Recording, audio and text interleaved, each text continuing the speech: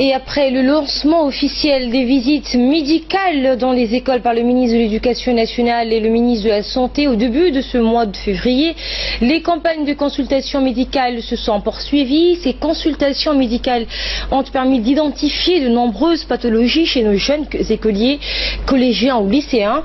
Ainsi, une équipe d'otorino-laryngologie ORL a permis de faire profiter une trentaine de lycéens malentendants du lycée industriel et commercial d'une consultation pour leur permettre de bénéficier d'appareils auditifs afin de poursuivre leur scolarité en toute sérénité.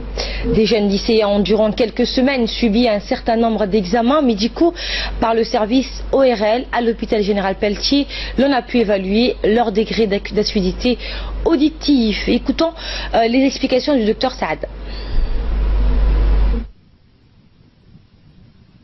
Au niveau de l'école primaire de Annexe 1 de Gabon. Donc c'est un programme qui est lancé en collaboration entre le ministère de la Santé et de l'Éducation.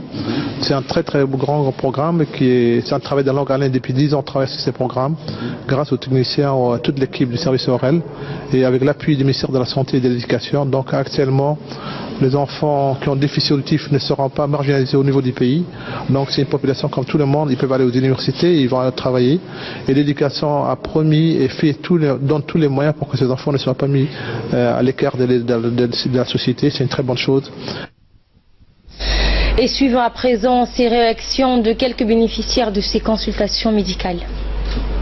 Alors, comme vous le savez, la formation professionnelle s'adresse à un large public et nous avons eu la chance d'accueillir des élèves à besoins spéciaux qui ont intégré pour la première fois l'enseignement technique et la formation professionnelle.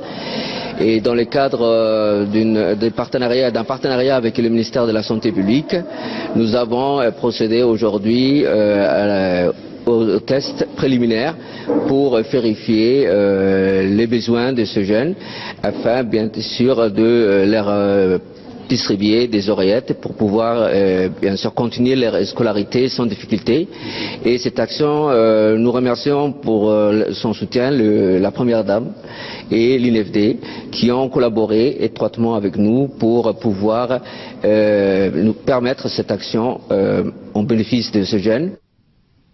Vous l'aurez compris, ce n'était pas les réactions des bénéficiaires, mais de M. Duxier, un cadre du département de l'éducation nationale.